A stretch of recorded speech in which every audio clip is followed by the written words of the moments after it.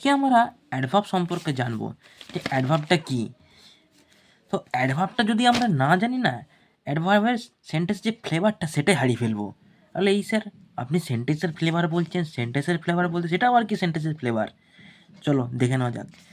তো অ্যাডভার্ব সাধারণত verb, adjective, অ্যাডভার্বকে modify করে। মানে অ্যাডভার্বটা ভার্বকেও মডিফাই করে, অ্যাডজেক্টিভকেও মডিফাই করে, আবার অ্যাডভার্বকেও মডিফাই করে কে না অ্যাডভার্বটা। এবং অ্যাডভার্ব সম্পর্কে বিস্তারিত কথা বলে, মানে অ্যাডভার্ব সম্পর্কে আরও বেশি কিছু বিস্তারিতভাবে তোমাকে কথাবার্তা ওটা বলবে। এবার যেটা, এটা তো বাংলায় লেখা আছে, বাংলায় লিখলে তো হবে না, তোমাকে তো ইংলিশে লিখতে হবে।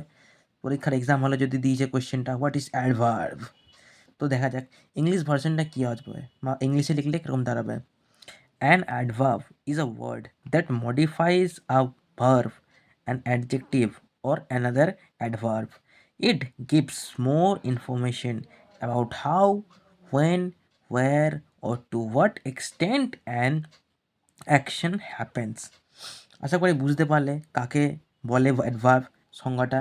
এটা বাংলাতে লেখা আছে, যেটা তুমি শুধুমাত্র বোঝার জন্য দিয়েছি, এবং এটা ইংলিশে লেখা আছে, যেটা তুমি ইংলিশে কোয়েশ্চেন পেপারের অ্যান্সারে লিখবে যদি কোয়েশ্চেন আসে হোয়াট ইজ অ্যাডভার্ব। তারপরে চলে আসছি অ্যাডভার্বের টাইপস।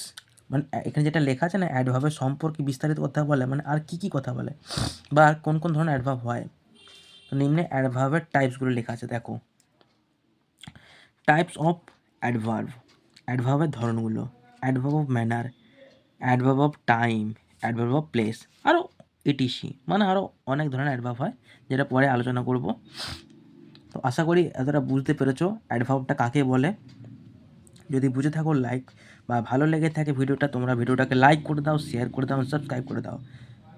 চলো পরে ভিডিওতে দেখা হচ্ছে, টাটা।